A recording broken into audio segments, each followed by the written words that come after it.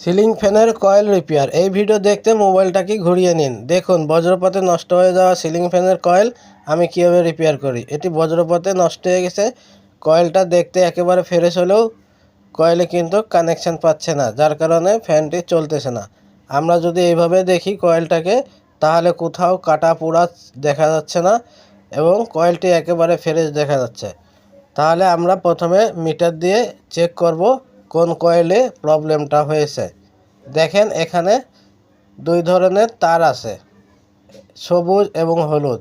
এটি হচ্ছে একটি স্টার্টিং, একটি রানিং। স্টার্টিং কোনটা, রানিং কোনটা মাপ দিলে আমরা বুঝতে পারবো।